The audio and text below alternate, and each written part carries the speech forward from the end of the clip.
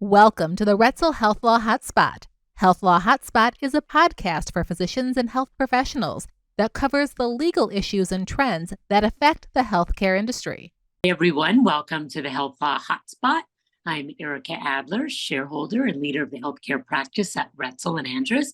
Today I'm here with Christina Kuta, my health law partner in crime, and we're going to give you an update on what's going on with non-competes. I promised you last time that we would give you an update on what was going on with non-competes in Illinois and throughout the country. And so that's what we're going to do. So Christina, I turn it over to you. What's happened since our last podcast? Sure. So since our last podcast, it all came down to Texas. And Texas court issued an injunction that applies to the whole nation. So as we previously indicated, a court in Texas had said that for the parties to a particular lawsuit, they enjoined the application of the FTC non-compete prohibition.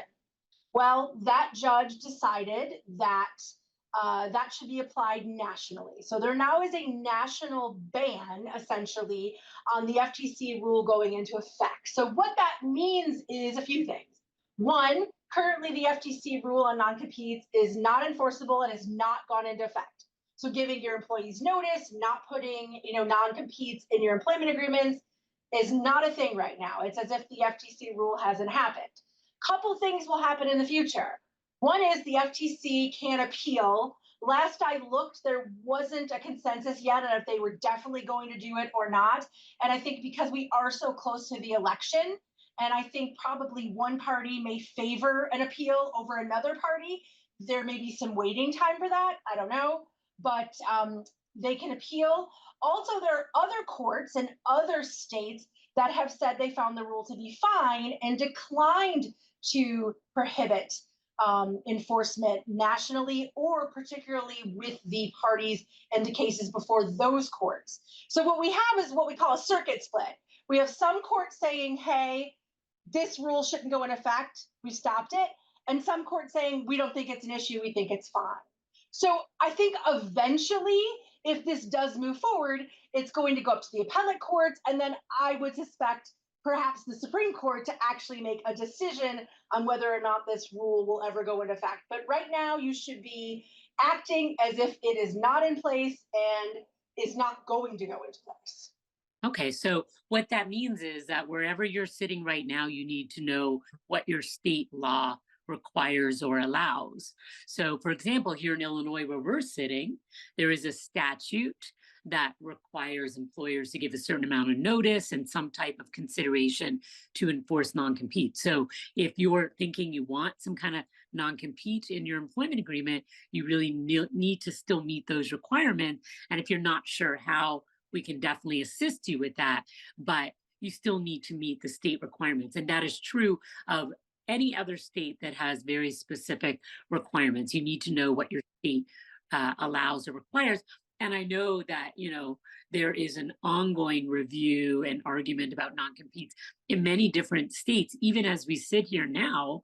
So you should continue to check, because if you haven't looked recently, there may have actually been some changes in quite a few states. So that's something to keep an eye on. Now, I think you and I talked last time about what a mistake it was to think that the FTC rule was going to go into place. So just not bother putting non-competes in.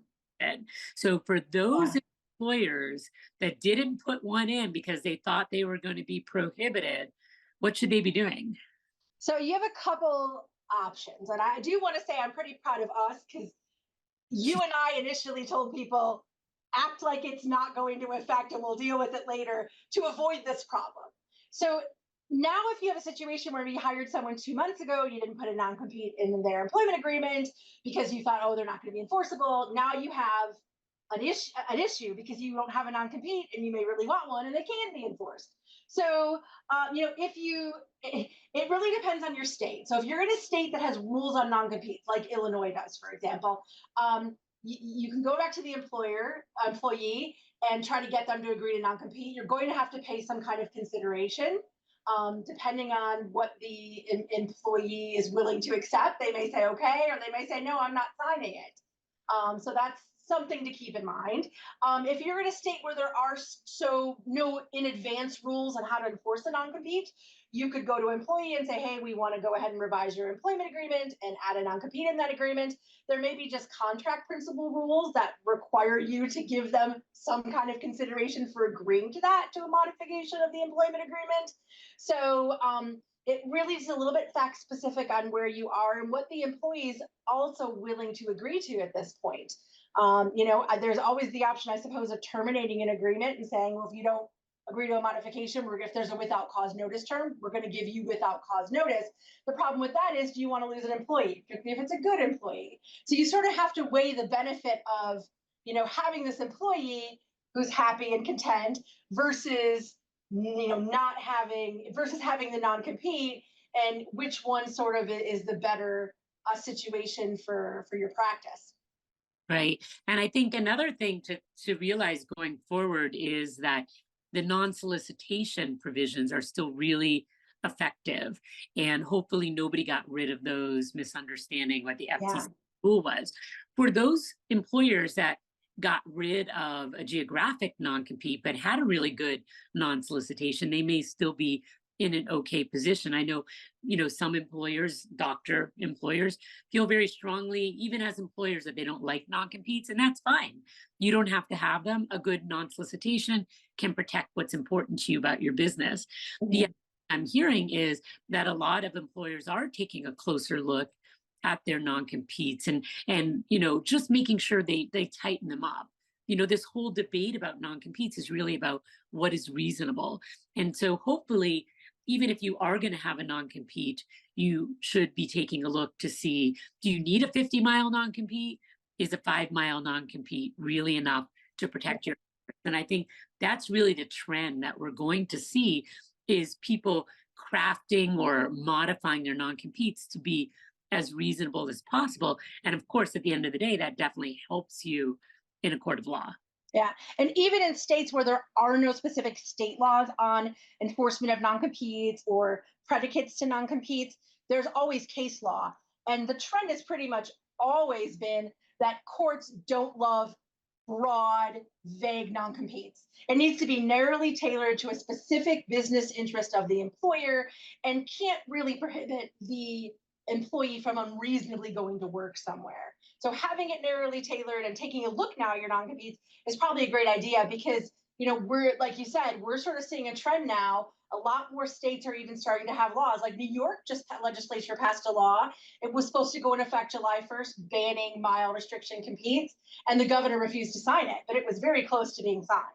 And that's a state with a lot of employees. So the trend is there. So look at your documents now and try to make them as tailored and as customizable as possible for your practice, but in a way that more than likely would be enforceable if challenged.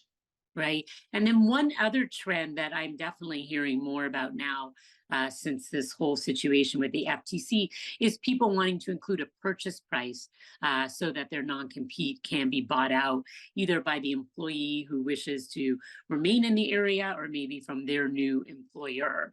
And so I expect to see a lot more of that language, of course, coming up with the right purchase prices, it liquidated damages or whatever you want to call it.